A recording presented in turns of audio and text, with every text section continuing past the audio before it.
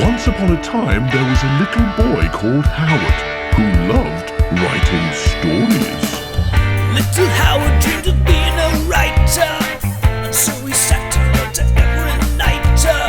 But everything he wrote was fucking shite, yeah. Wubba-dubba-doo, wubba-dubba-doo. Worst writer in the world.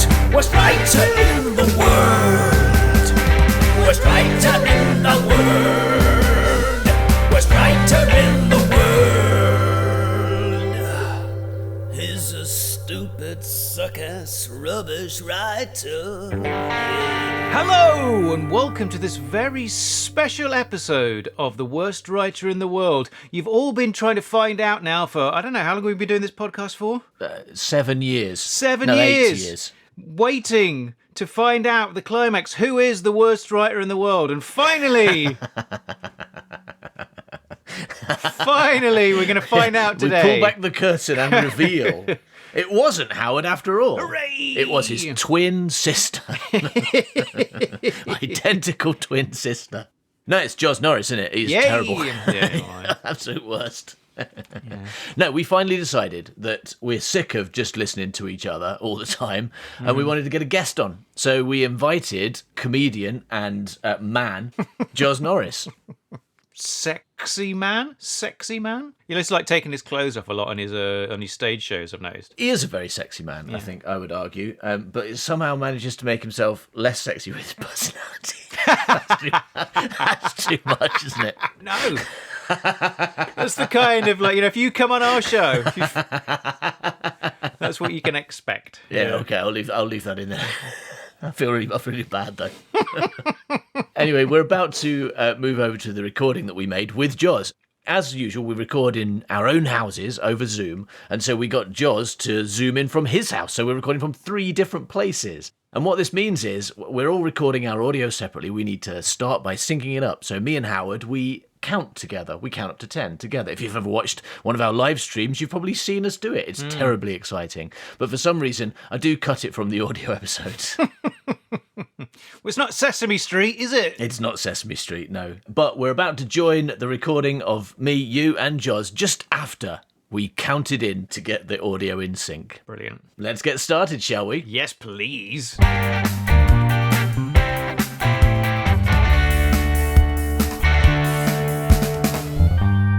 Does that mean we're in sync now? Do we not need to clap? We don't need to clap. I mean, unless you want to. If it makes you happy, then obviously you should clap. How will you know when the waveform is there on the edit? How will you know which one's like 3?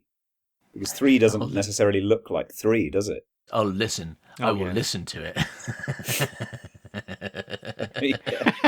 It's an audio medium, right? isn't it? Yeah. I don't edit just by vision. I use Just the look sounds for the as well. funniest waveforms. Yeah. Trim out everything else. I mean, I do that when I'm editing the Secret Gang podcast. Cause, Oh, yeah. If they're not big, then it's not going in. People want to hear big noises. That's why fireworks displays are so popular. I went to a fireworks display the other day, packed. Yeah. And that's probably because the waveform's so big. Festivals, like music festivals, very popular. Big waveform. I bet we can't think of a popular thing that would have a small waveform. Cheese.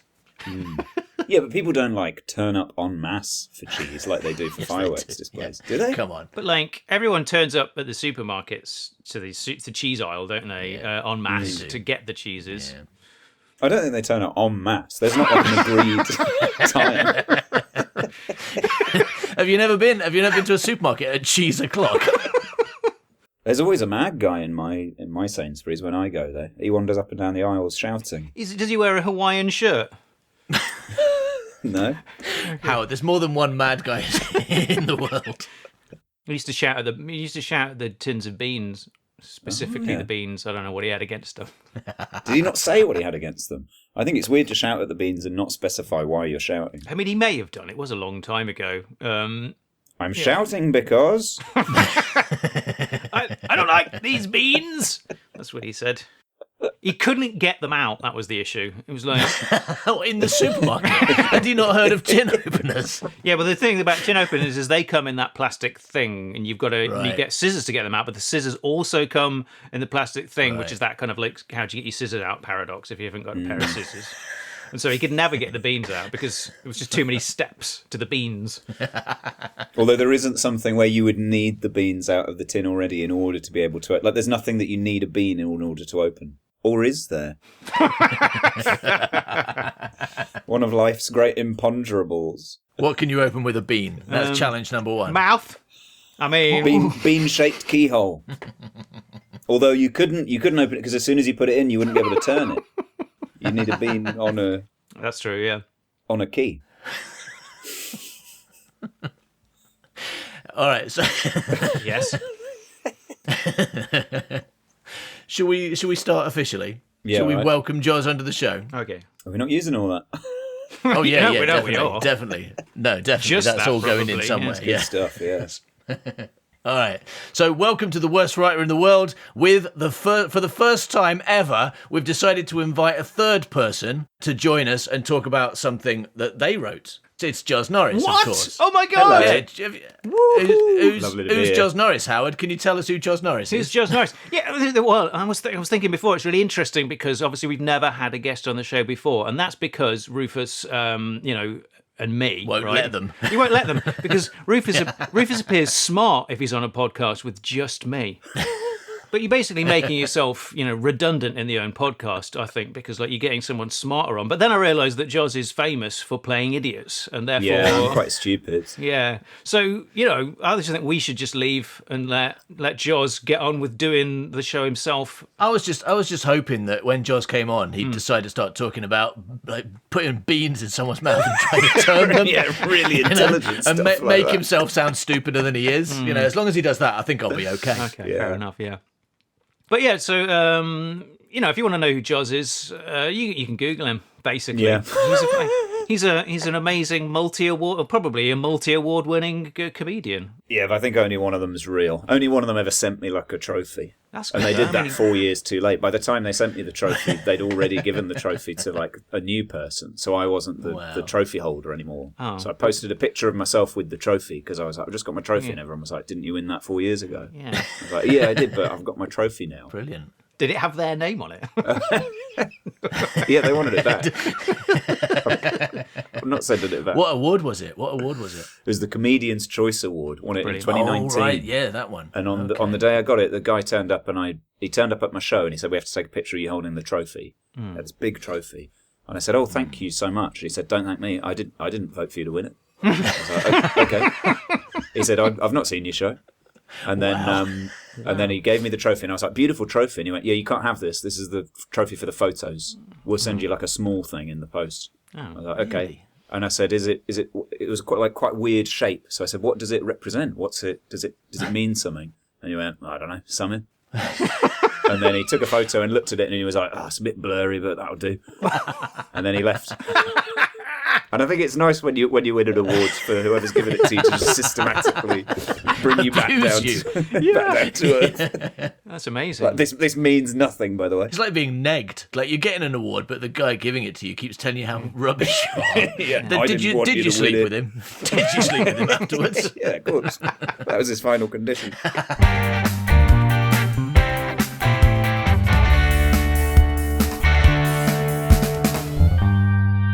So should we get to know Joz a little bit before we look at his script? Yeah, all right. So we got yeah. Joz, we've got some very important questions for you. The first one is, wow. If you could have any superpower, what superpower would you choose? And think carefully, answer carefully, because there is a wrong answer. Okay. I think I'm thinking about flight. I'm thinking about invisibility, but I would try to avoid using it for creepy purposes. That's very good of you. Can I combine them? Can I be? Because sometimes you get superheroes like Superman where they can do multiple things. Yeah, no. So you could I only get fly one. and be invisible? And I quite like the idea of you know portals. You know the portal Yeah, game. yeah.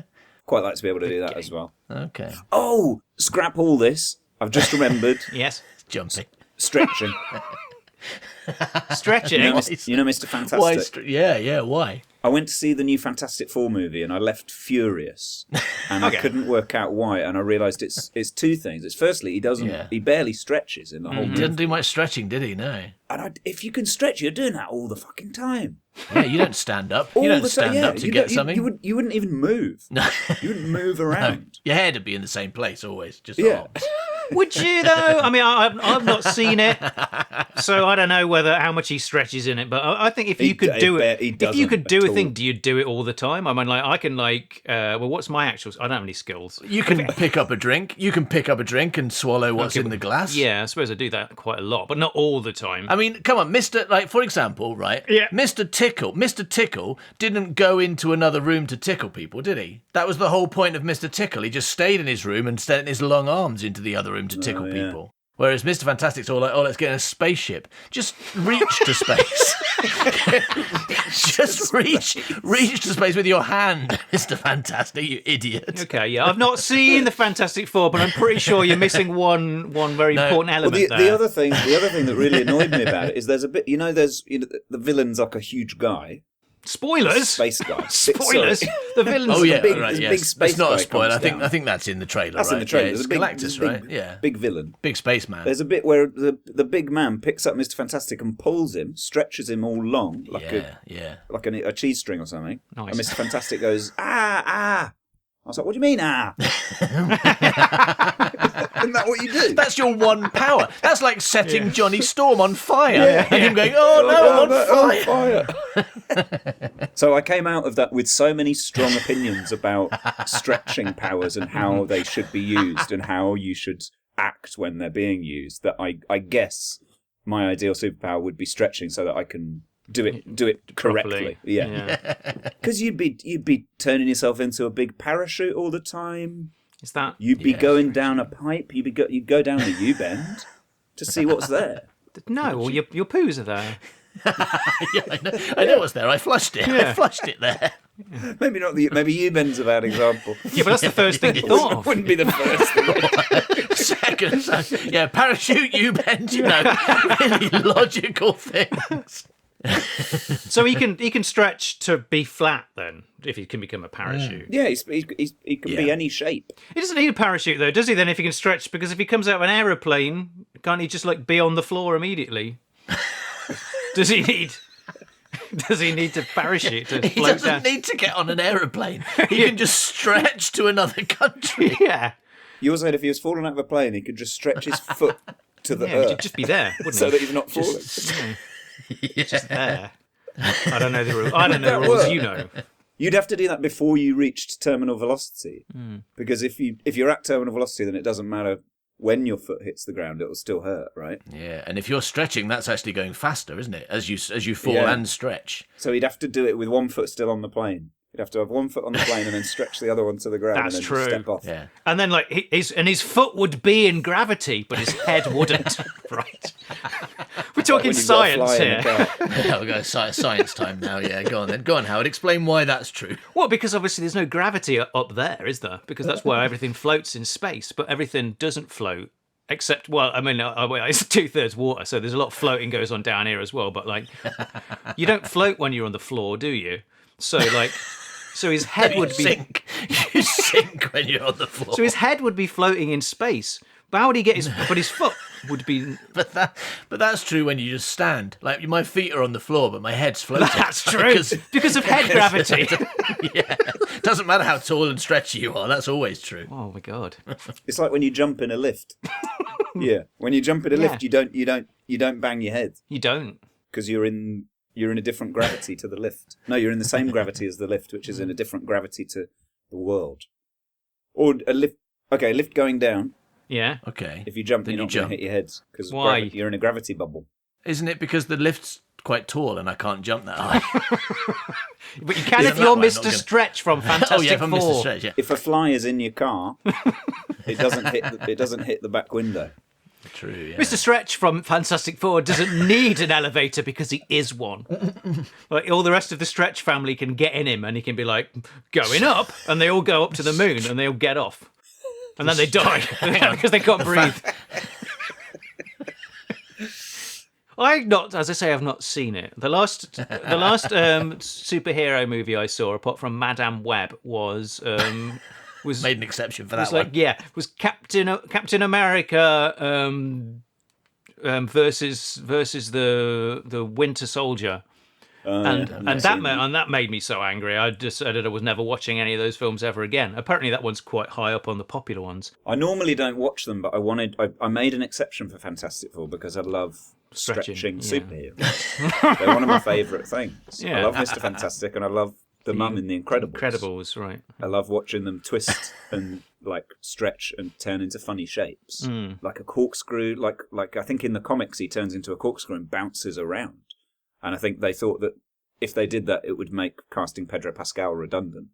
Because I guess you cast Pedro Pascal and then everyone goes, "Whoa, Pedro Pascal!" And then if he turns into a corkscrew and goes boing boing boing, then I guess everyone's like, "Oh, that's embarrassing. That's demeaning." But I think that's the role. I think he shouldn't have taken the role if he wasn't willing to be embarrassed. A corkscrew. Yeah, turn into a corkscrew and bounce around. Yeah. It's weird because, like, apparently that his next project is he's playing Zebedee in the Magic Roundabout movie. It's like, well, what that's going to be like.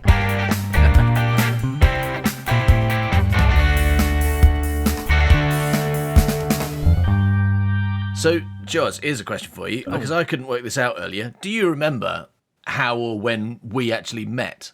Because that's got to be quite a long time ago. I assume it was at the Fridge. Would have been at the Freedom Fridge. And I think when we met, you were doing a solo act. Really? Yeah, I think you were experimenting with like a solo bit. So I think I saw you guys as a double act later. Really? Because you did a bit about... you had a bit about Nick Clegg being a bag, being made out of a bag. Was that something? Or Nick Clegg's... I did a bit where Nick Clegg was a George bag Osborne was in a this puppet. bit. I did that. Ah. Yeah, no, I prefer Joz's version. So do I, actually. I remember Nick Clegg and the word bag. Okay, I mean, it's possible. I It's remember definitely those possible. things as well. Yeah, so do I. I'm never gonna forget it now.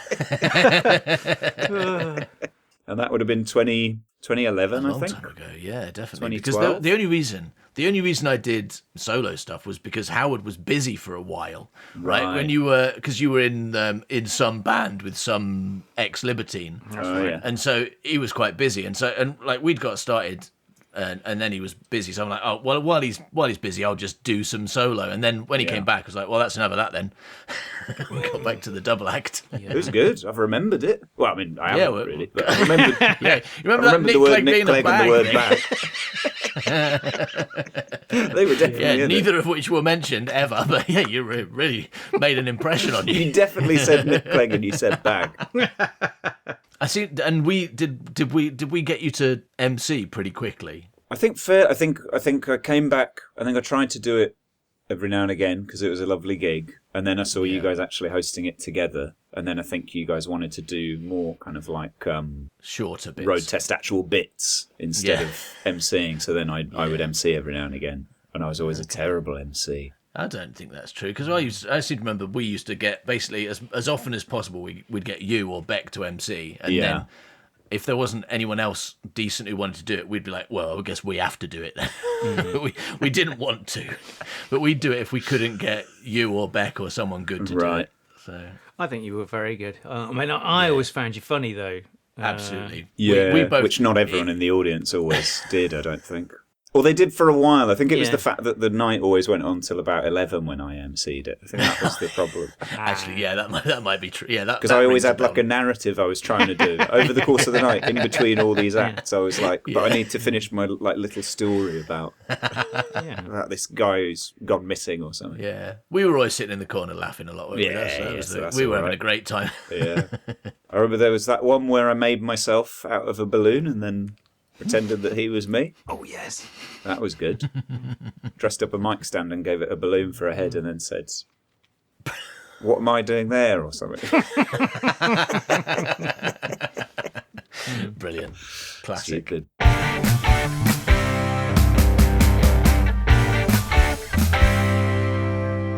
All right, so should we start having a look at your script? Yeah, all right. Firstly, we have to ask, what is it? Why did you write it? And when? How old were you when you wrote this? Give us some background. So I wrote this. I've looked up the edit history of the thing to find out when I wrote it. I wrote it in 2016, so 9 years ago. Not that long ago. Dare we ask how old you were at that time? I would have been... How old would I have been then? 27. I was 27. You were 27 when you wrote this? Yeah. A child. It's called... Well, I always remember it being called the time-travelling... No, Untitled Sitcom about a time-travelling private detective. That's what I remember it being called. But the PDF is called The Temporal Adventures of Mr. Rice, which I think is an awful title. I don't remember ever calling it that. And I think I panicked because I really laughed when I opened it, because the first page of the document says, I am happy for the first 10 pages to be considered for BBC Writers' Room, which is something you have to put on it when you submit to BBC Writers' Room. I didn't realise I had submitted this to BBC Writers' Room. And I think I panicked and gave it a title in the last minute before sending it in. I think of it to myself as Untitled Sitcom about a time-travelling private detective. Yeah. And I think it was sort of my first attempt to be like, I should try and write like a sitcom script, because that's something comedians do when you've done a couple of shows, then maybe have a go at writing a script and see how that turns out.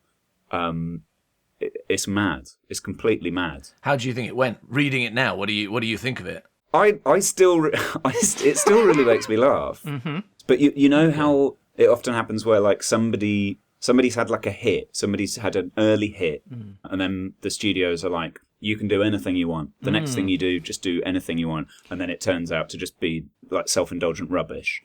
It reads like that to me. Yeah. It reads like somebody was like, do you want to write a sitcom? And I was like, yeah, will that do? But nobody asked me to write. Yeah. It's so like, it has such kind of like brazen confidence in it. And yeah, it is rubbish. It's absolute rubbish. But it really makes me laugh reading it. I was like, I haven't written something that like unself-consciously in ages, where I'm just like, fuck it. Maybe this happens. So I'm quite proud of it in a way, but it's not good, I would say. Fair enough. I would argue that Untitled Time-Travelling Private Detective Sitcom is a title. Yeah. As much as the title of The Temporal Adventures of Mr. Rice. But in your email, you accidentally call it The Temporal Advice of Mr. Rice. Did I? Which I think is a pretty good title. Because it rhymes. Well, then it rhymes. Advice. He just pops up in time and tells people, like that. you know, don't run with scissors and things like that, and then disappears again.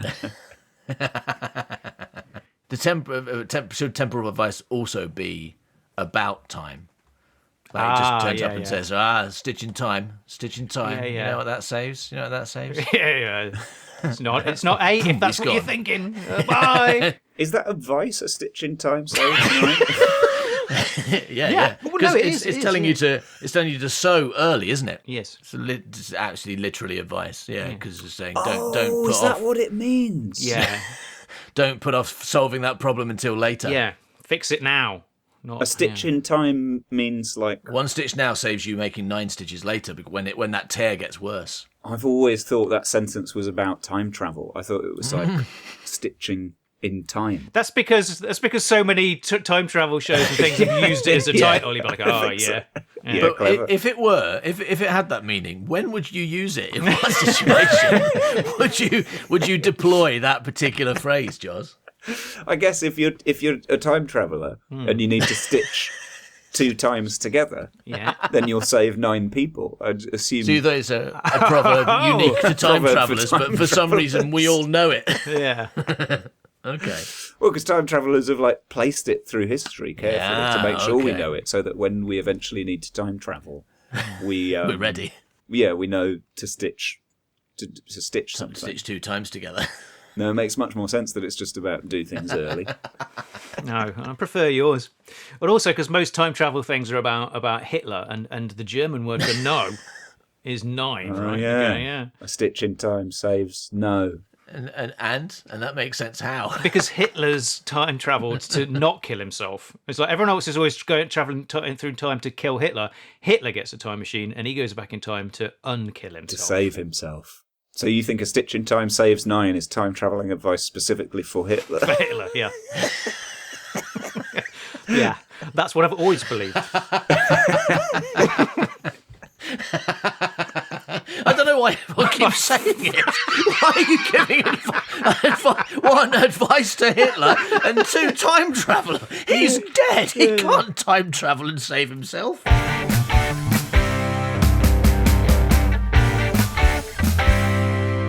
So, Joz, I'm going to try and bring your script to life. Okay. By reading some extracts from it and then summarising others, if that's okay with you. Yeah, I'm happy to finally hear it given its due, because BBC Writers' Room didn't go for it in the end, you see. So it's just because you didn't typeset it properly. No. That's all it is. All it is.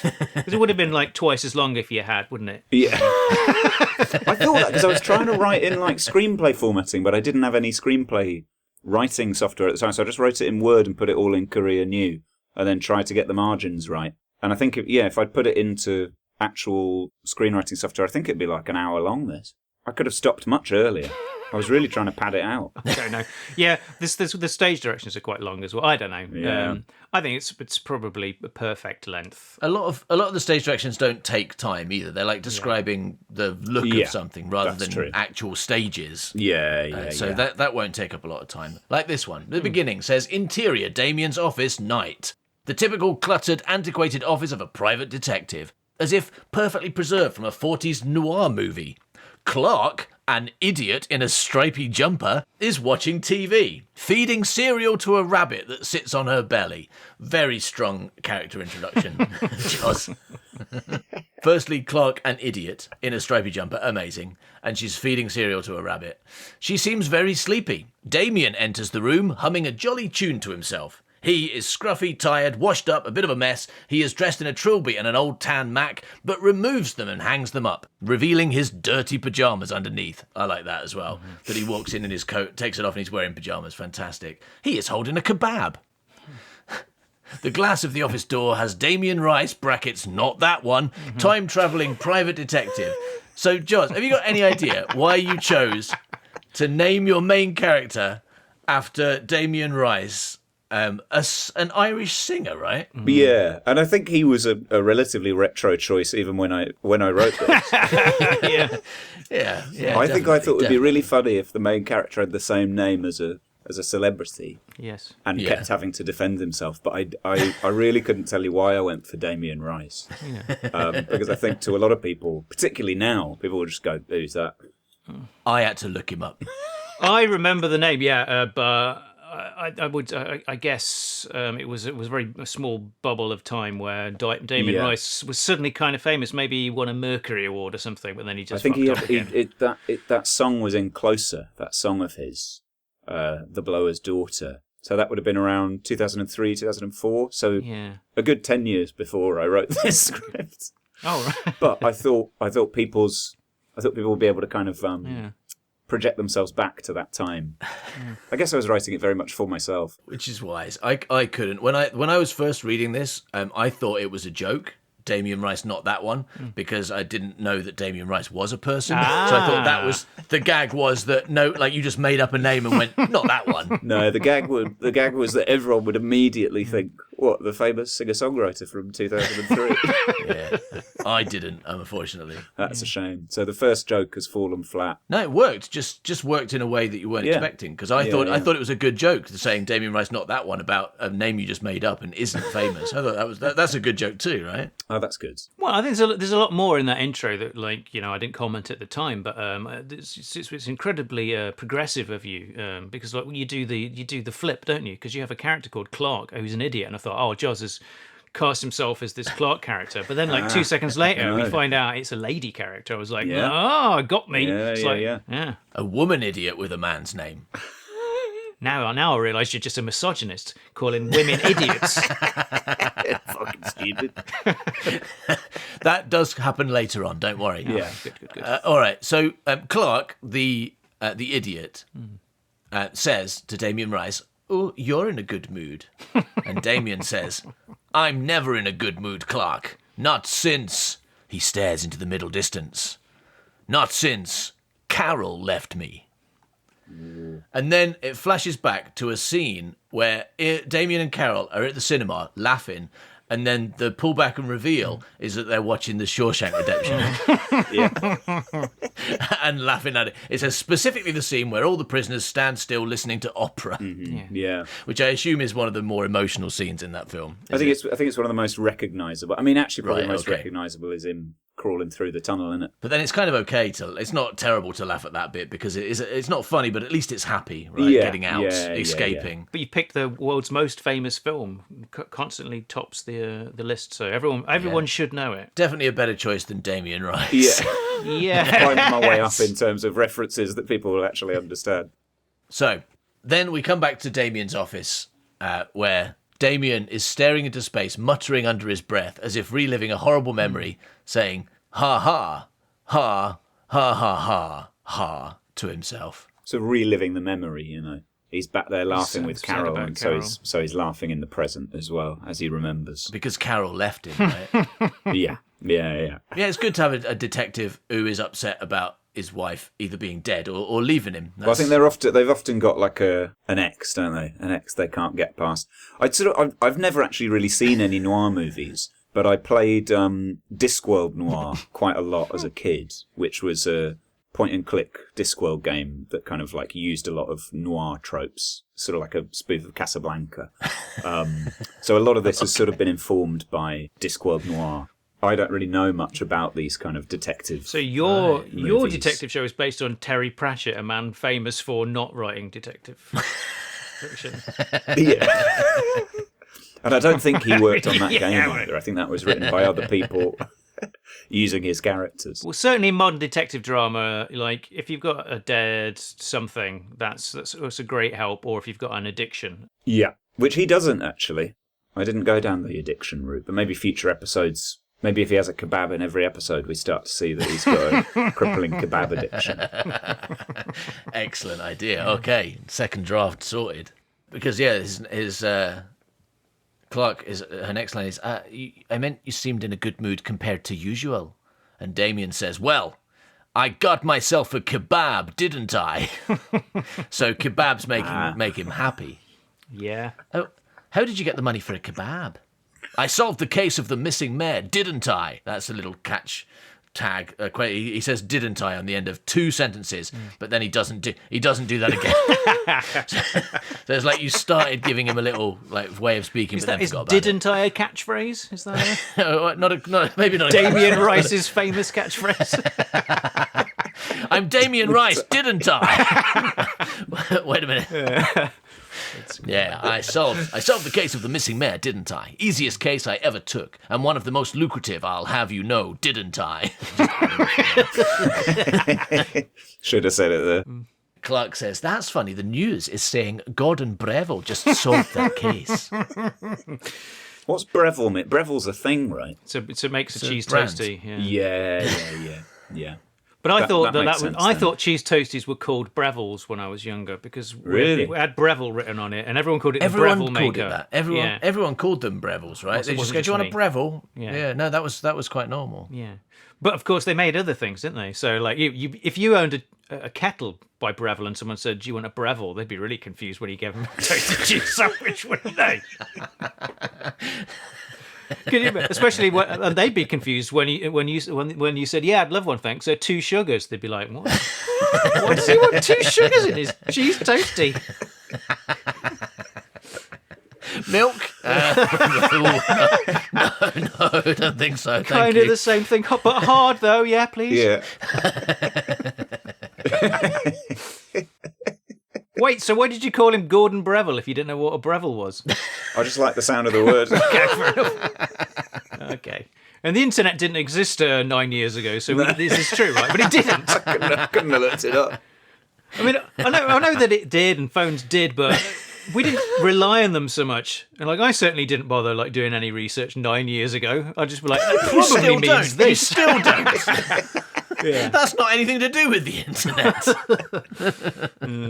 It seems like you and Joz have a similar approach to writing. Because like when Joz said, I decided to write a noir, but I didn't watch any. That's what you I do. played a computer Yeah, I game. once tried to write a romance, but I didn't like research it or anything. I just tried to write some erotica, but I didn't read any. I just assumed that it involved pissing on people. You know? So I think you've got a lot in common. Fair enough. All right, so on the screen is a big jubilant. We see a big jubilant press conference where Gordon Breville, a sinister, suave man in a dark suit with a pencil moustache, is talking about his success to lots of reporters. Behind them stand the mayor and Mrs. Mayor, very teary-eyed at their reunion. He is a portly, middle-aged, greying man. She resembling a glamorous Hollywood star of days gone by, enormous hair and ball gown. And then Gordon Breville's going to give a little speech. I think little's Long, being actually. kind. A massive And again, speech. particularly with the formatting, what it is, because the margins are too wide Yeah. This for is what gonna it should a be. So I 10 think this minutes- speech 10 would be minute like speech. a full page if it was formatted properly, Yeah. which is too So- much, considering all he says is, I've solved the case. Gordon Breville says, of course, I wasn't the first time-travelling private detective that Mrs. Mayor consulted about this awful case. She first approached a hopeless scoundrel named Damien Rice, no relation, who proceeded to abscond and never speak to her again. There is actually a lot of plot going on in this. Yeah, this does. In this I've remembered speech, though. now It that is this important. is quite. Yeah. No relation doesn't really mean that, though, does it? No, not at all. That's why it's funny. Yeah, it's a different form of the jokes. It's not saying like not that one. Yeah. But he's saying I'm not related to the man who has the same name as me. Anyway, he says, for an entire year, Mrs. Mayor was trying to get in touch with Rice to make progress on the case, and the villain never replied. Finally, Mrs. Mayor saw sense and did what she should have done from the very beginning. The silly woman. She brought the case to me, Gordon Breville, the world's greatest time-travelling private detective. If I had been entrusted with the case from the beginning, rest assured, Mr. Mayor would have been swiftly returned home, as it took me a mere matter of days to learn that he had been stolen away by Rasputin and hidden in an Aztec village. Yeah, so it is important, actually. It's an important monologue. But the more important line is Mrs. Mayor, who replies, "Oh, yes, I've certainly learned my lesson. What a silly woman I am. Next time, I shall go straight to Mr. Breville and will never bother deadbeat idiots with my problems ever again." That's really good for her, actually. That voice. That's great. That's just how I imagined her. So that is like now two women. Two stupid women. Being stupid now, right? Yeah. That's true. Actually. But I think the men are all stupid in this as well. Do you say they are, though? That's fair. That's a fair point. No, he didn't. In fact, yeah, no, the men act very stupid, right? And so they are. Yeah. But the women are quite normal. But the script is at pains to point out that women are stupid. Gordon Breville isn't stupid. He just turned up and said he solved the case quickly. Yeah, he's a That's genius. true. And he doesn't call... I don't think he calls the other guy... He doesn't call Damien stupid, does he? Calls him He calls hopeless. him something. Yeah, the villain. He calls him a villain. Yeah, a hopeless scoundrel. But no, he never says stupid. Sorry, Joz, the men aren't stupid here. Okay. We'll find out. We'll find out. We've got many more to go. We'll see if a man gets called stupid yet. Surely at some point. So Damien is surprised that he's been gone for a year. I think it's interesting that I chose to reveal this twist in the first scene, given that it's sort of all that happens in the script is that he thinks he's solved the case by going back in time to before it happened, and then accidentally overshoots by a year and misses the day when he was supposed to report back to her. And it probably would have been... That might have been more funny if the first scene didn't literally tell you that that's what's going to happen in the episode. Yeah.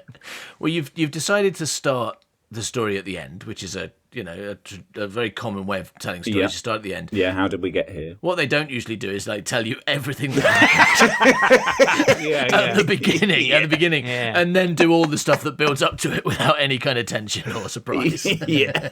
Usually it's like you give you a little bit, and then you're like, oh, I wonder how that happened. Yeah. No. Here's the whole plot in the first 3 pages. Also, Yeah. within this framing device, we've already had one flashback to when he used to go to the cinema and laugh at Shawshank Redemption with his wife. And then we flash back to find out how we got here. And then I think as soon as we do flashback, there's then immediately a flashback to how he became a detective. But that is on purpose, right? Because the part of the joke here is the like flashback on flashback. Yeah, right? it makes a point of comments being on over convoluted, but I don't think the joke is funny enough to get away confuse with people. how convoluted it is. Yes. So Damien concludes that his time travel device must be broken and asks Clark, "Have you been sat here watching telly for a year?" To which Clark says, "Yeah, I got us a rabbit." Did you go out of the house to get it? No, I ordered it on ASOS. What's ASOS? It's a clothing I don't get website. any of your references. It's an online clothing website. I didn't know it existed Is it? 9 years ago. Then Yeah, I'm surprised I knew what it was 9 years ago. I feel like I learned what ASOS was about 3 or 4 years ago. So you I obviously forgot forgot and then it for a relearned. while. Yeah. This is like that movie. What's that Christopher Nolan movie where he's got to go back Memento. and fill in? yes, just It's like like that. Memento. Yeah. I Like forgot what ASOS when was Gus- for a few where's years. your- where's your he's got tattoo? tattooed ASOS on his arm. And he's like, what's that mean? ASOS is an online clothes store. Okay. Learned that again. But I guess the joke is you can't order a rabbit from ASOS. Yeah. Well, not a living one anyway. Right, Probably like okay. a coat or something. Yeah. Well, maybe she's got time travel technology too, and she ordered a dead rabbit scarf, and then she used time travel to make it alive. That'd be So I'm nice. just reading a lot of subtext there. Now, in that line, I ordered it on ASOS. We can assume that she got a dead rabbit scarf and then time travelled it. To bring it That's a alive. perfectly rational reading Stick of this. another quick flashback in. She opens up the dead rabbit, kind of like uses time travel. It pops to life. I think maybe it could be a performance note. Maybe when you're filming it, you just explain to the actor, like, "Oh, can you deliver this line as though what you actually did was ordered a dead rabbit and then travelled back in time and brought it back alive?" All right. Okay, I'm going to try to do the line again, but I'm going to try and get across that idea that note that you've. Yeah, do it as though you ordered it, a dead rabbit on ASOS and brought it back alive with time travel tech. Did you go out of the house to get it? No. Ordered it on ASOS. And then I time travelled back and turned it into a real rabbit. So it was a scarf. Yeah, it's difficult without saying anything. Yeah, I liked it. I did feel there was like a depth to it when you did it Maybe second time. like whoever composes the music can like start it by going like dee-dee-dee-dee-dee-dee-dee-dee, like nice rabbit thing, but then dun dun dun dun dead rabbit, and like Yeah. it's time Or travel. maybe there Ding! could be like a choral part that goes like, "It was a scarf, but she travelled back in time and brought it back alive." Yes, of So it's- course. Wow. So subtly you pick up the cues. So Damien says, "You lazy bag of bones, I don't know what to do with you." And Clark is the first surprising twist of the script. Clark says, "The audience are going to find this very confusing. This whole starting in medias res business." So Clark's actually quite clever. I think she's not an idiot. She's sort of more aware of what's going on than. At this point in the script she is, but that switches to the opposite later on. Yeah, Because yeah. at this point she knows that she's in a sitcom, but later when Damien's doing his voiceover, she hasn't got a clue what's going on. Oh yeah, She's it's quite very inconsistent. confused Who knows and who doesn't? by it. Yeah. Yeah. So yeah, you just decided, fuck it. I'm not only going to do confusing out of sequence time travel. I'm going to go meta on page 4. Yeah. I think this was the thing I mean about it being just like the delusion that of thinking that any of this would be something that BBC writers' rooms say might be like, "Oh yeah, this is good. This could work." Yeah. How do you feel about the decision to go meta in this script now? Do you think it was a wise choice or not? I like it. Yeah. It's still one of my favourite things about it. Excellent.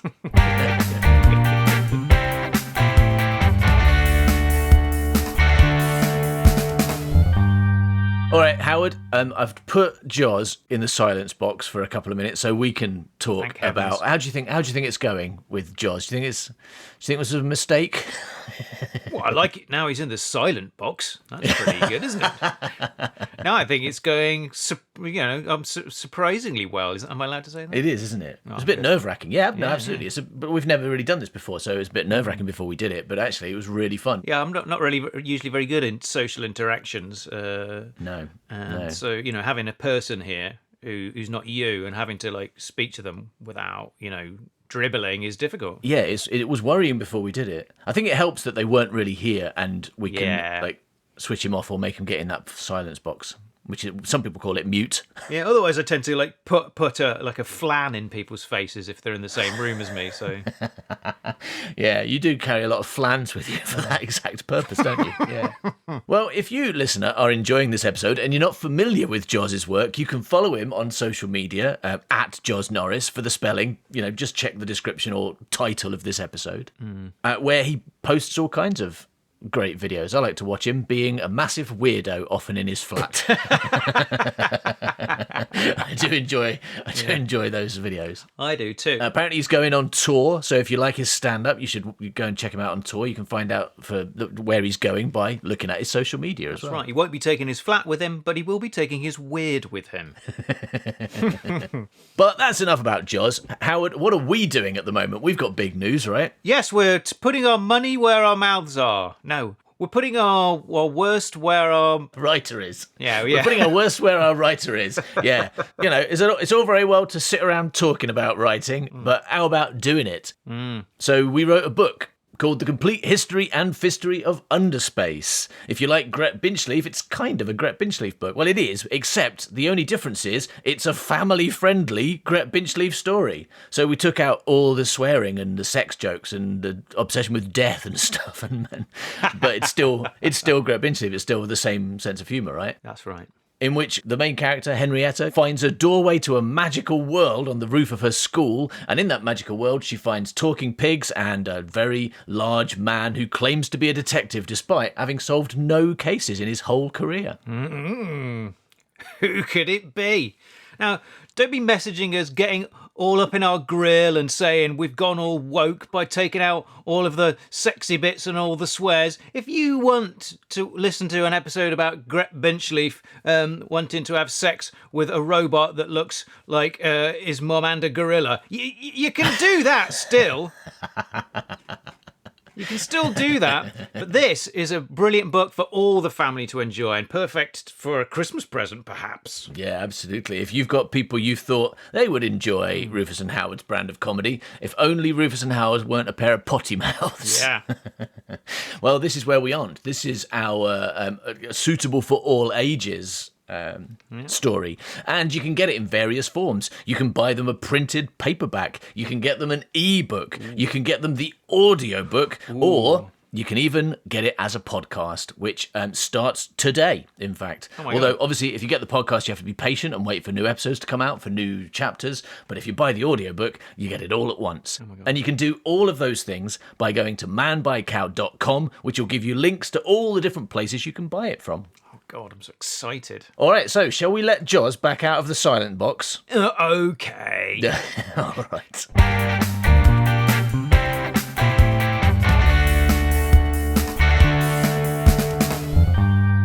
The next scene is in it says interior Damien's office. There is a loose, plodding double bass solo playing, again exactly as in a classic noir.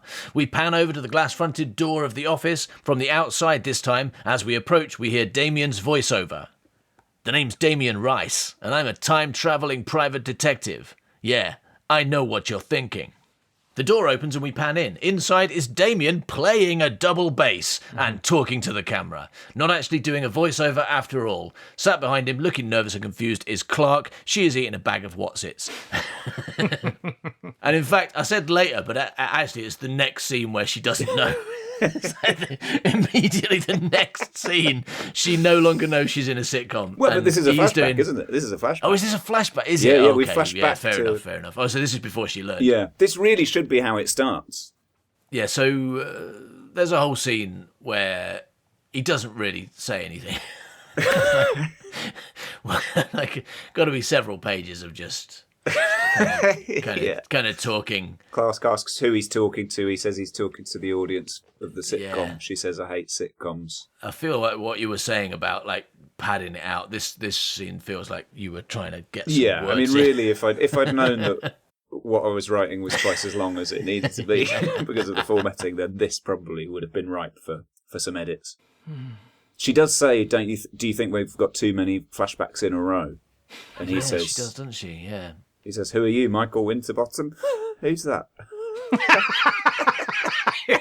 Who's that? I had to look up Michael Winterbottom. Apparently that's a director, did 24-Hour Party People. Right. What made you choose Michael Winterbottom specifically? But before you answer that question, let's backtrack then. Do you know what Whatsits are? I'm intrigued. Did you Google I know what crisps? Okay, all right. Okay. So that I think is a good reference. I think that's probably my first universal reference so far. Yeah. Oh, like Shawshank and and Whatsits. I think I'm on to something. Shawshank more so, because surely What's-Its is very British, right? That's like... I don't know, but Shawshank and What's-It sounds like a children's cartoon from the 90s. So, yeah, then after they talk about flashbacks for a while, and Damien mentions Michael Winterbottom for some reason. Well, you could go with Christopher Nolan and Memento now, couldn't you? Yeah. Maybe more people will know who that is. Who are you? Christopher Nolan when he's directing Memento? There's that weird time travel one he did that I watched 10 minutes of and then turned off because I was too confused. Tenet. Okay. Yeah. Sounds a bit like this, Tenet.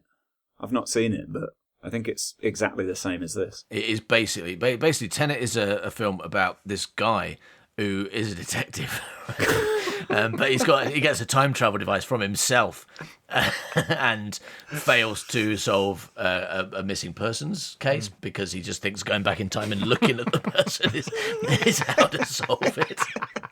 So really good film. Sorry, spoilers.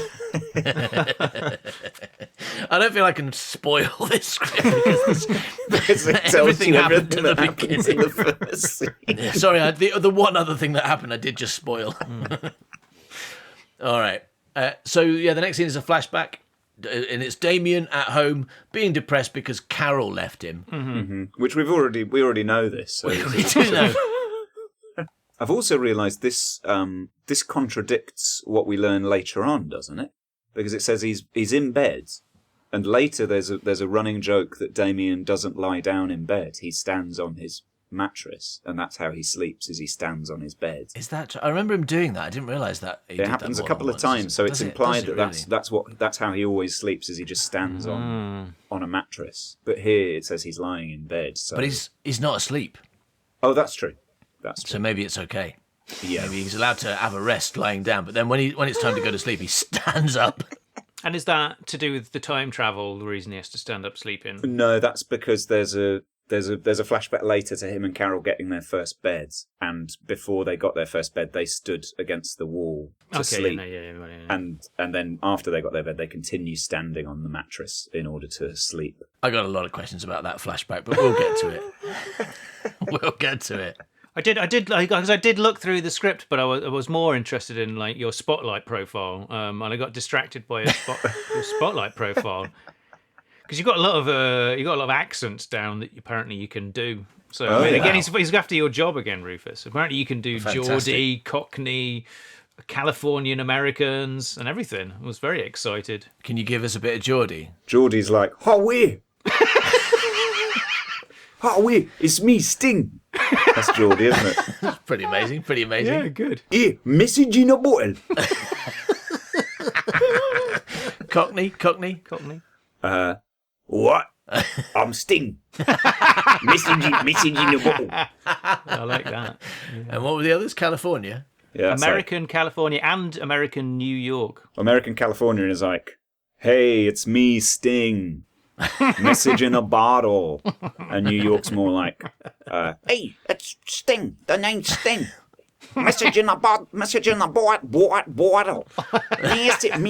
a bottle." Well, I think we can all agree that Joz has proved that his credentials are not misleading. Yeah. Amazing. I can only play Sting, but I haven't put that on my spotlight. There's no category for like, can you play anyone other than Sting or not? That's not a lot of accents. Not in the accents drop down Sting, is it? That's the problem. Accents. Where's I can Sting? do all of these, but it's got to be Sting.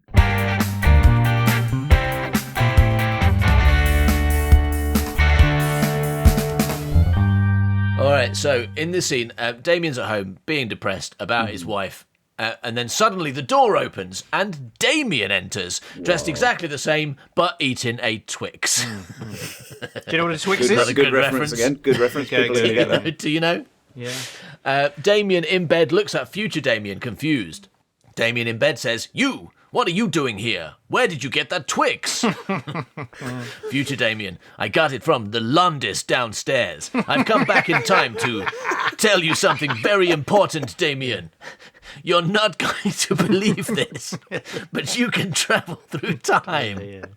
Sorry, Londis, another Yeah. amazing. Another great reference. Another point there, but everyone's going to know. So Damien, future Damien says, "You're not going to believe this, but you can travel through time." And Damien in bed says, "I do believe you. It's the only reasonable explanation for this."